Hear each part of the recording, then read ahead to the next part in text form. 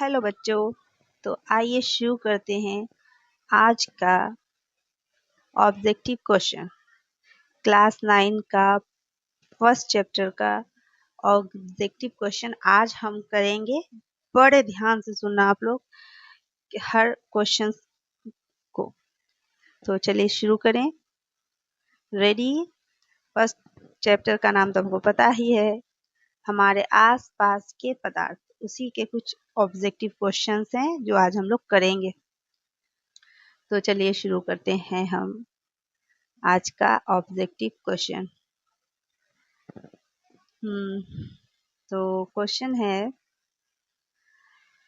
पानी में डेटॉल या पोटेशियम परमैंगनेट के कणों का समान रूप से वितरित होना क्या कहलाता है? क्या कहलाता है? देखिए, हम संघनन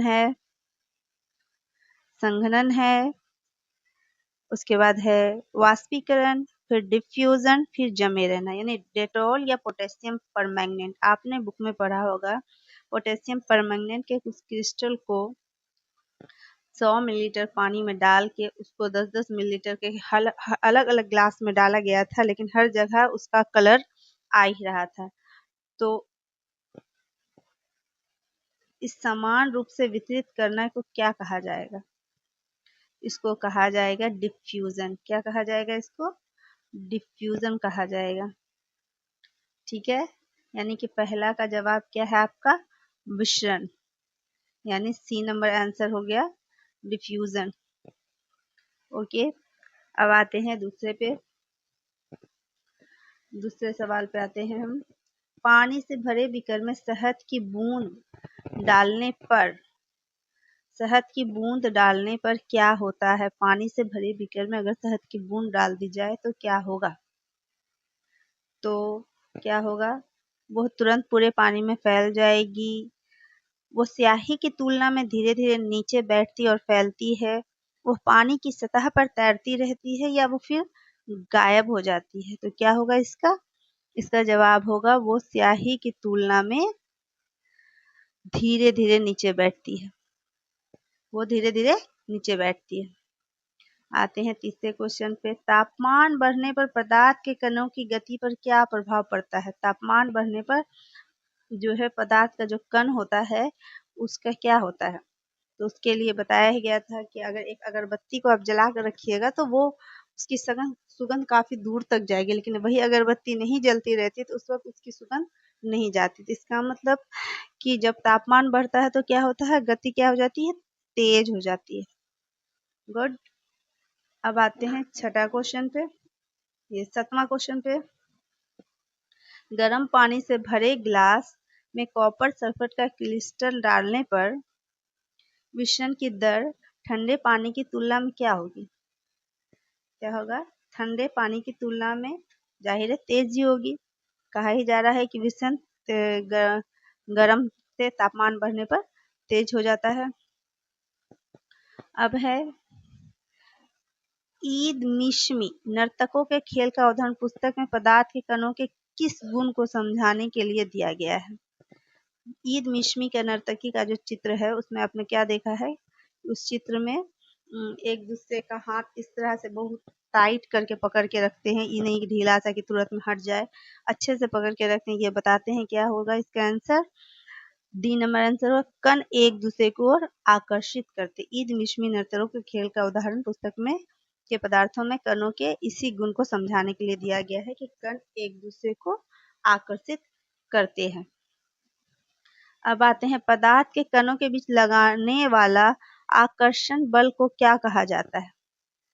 पदार्थ के कणों के बीच जो लगने वाला है आकर्षण बल, उसको क्या कहा जाता है?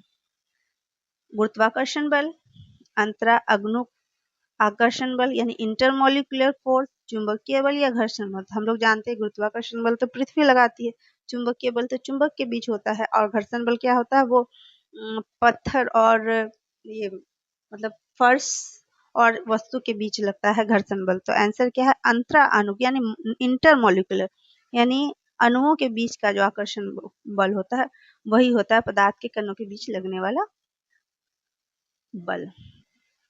अब आते हैं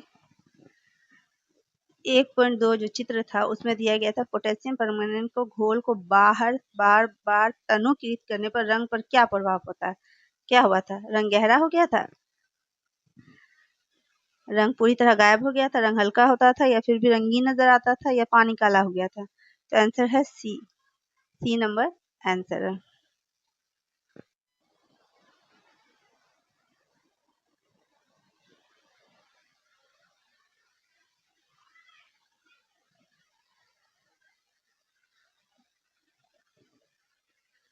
अब इससे आगे के 10 क्वेश्चंस को फिर हम, यानी 10 दूना 20 क्वेश्चंस आज हम करेंगे, 10 क्वेश्चन और। तो तापमान बढ़ने से पदार्थ के कणों की किस ऊर्जा में वृद्धि होती है? स्थितिज ऊर्जा, गतिज ऊर्जा, या रासायनिक ऊर्जा, या नाभिकीय ऊर्जा? क्या होता है? गतिज ऊर्जा में वृद्धि होती है। ठीक है। अब है, दो विभिन्न पदार्थों के कणों का स्वतः अपने आप मिलना क्या कहलाता है? दो विभिन्न पदार्थों का स्वतः अपने आप मिलना क्या कहलाता है?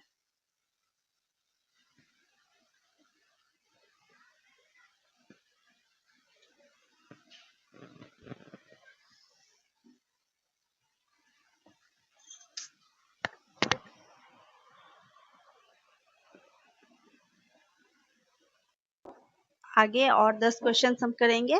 तो तापमान बढ़ने से पदार्थ के कणों के बीच जो है क्या होता है?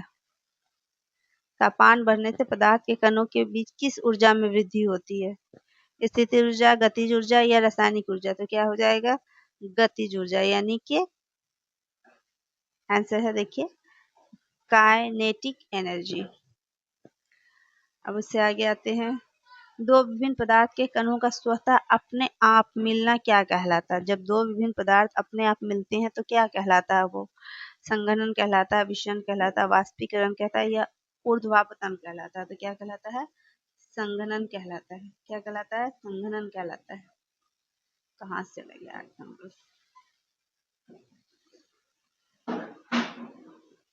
संघनन, संघनन कहलाता है कि विसरण कहलाता है? क्या कहलाता है? तो विसरण कहलाता है। दो विभिन्न पदार्थों के कणों का स्वतः अपने आप मिलना क्या कहलाता है? विसरण कहलाता है। अब गर्म करने पर विसरण की दर में क्या प्रभाव पड़ेगा? तो गर्म करने पर विसरण की दर क्या होगी? आपकी तेज हो जाएगी। गर्म करने पर विसरण की दर तेज हो जाएगी। अब है, लोहे की कील, कांच का चाक का टुकड़ा, रबर बैंड, किस कणों के बीच बल सबसे अधिक मजबूत होता है? चाक का टुकड़ा आसानी से टूट जाएगा, रबर बैंड भी खींचने से टूट जाएगा, लोहे की कील, या तीनों समान होते हैं? तो आंसर हो जाएगा लोहे का कील। इसको आसानी से नहीं तोड़ा जा सकता। अब है, स्विमिंग पूल में गोताखोर पानी काट पाता है। स्विमिंग पूल में गोताखोर पानी काट पाता है, इससे पदार्थ का कौन सा गुण प्रक्षेपित होता है? तो पदार्थ के कणों के बीच रिक्त स्थान होता है, उनके बीच आकर्षण बल होता है, पदार्थ के कणों का कोई भार नहीं होता, पानी के कण बहुत बड़े होते हैं, पानी के कण स्थिर होते हैं। तो क्या हो जाएगा? पदार्थ के कणों के बीच रिक्त स्थान होता है और उनके बीच आकर्षण बल होता है। आंसर हो जाएगा ए नंबर। इसलिए गोताखोर आसानी से पानी काट पाता है। निम्नलिखित में कौन सा एक पदार्थ का उदाहरण है? पदार्थ कौन है इसमें बताइए? विचार नहीं है। विचार हम महसूस में शीत ठंडक का हम एहसास करते, घृणा भी एक एहसास ही है, तो बादाम ही होगा इसका आंसर। इसका क्या आंसर होगा? बादाम हो जाएगा।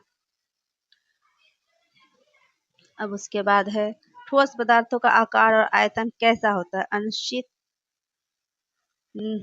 और अनिश्चित, निश्चित, निश्चित आयतन, निश्चित आकार लेकिन अनिश्चित आयतन। तो ठोस पदार्थ का बी नंबर आंसर होगा। निश्चित आकार और निश्चित आयतन दोनों निश्चित होता है। ऐसा नहीं कि किसी बर्तन में रखें तो वो उसका रूप ले लेगा, ऐसा नहीं। अब है, बाहर बार लगाने पर भी ठोस अपने आकार को बनाए रखते हैं, इस गुण के कारण वे क्या कहलाते हैं? इस गुण के कारण वे क्या कहलाते हैं? द्रव्य, दृढ़, संपीड़ित, या लचीले कहलाते हैं? ये कहलाते हैं दृढ़, क्योंकि वो अपनी ही जगह पे एकदम बने रहते हैं, उनका आकार नहीं बदलता है, इसलिए इसको दृढ़ कहेंगे।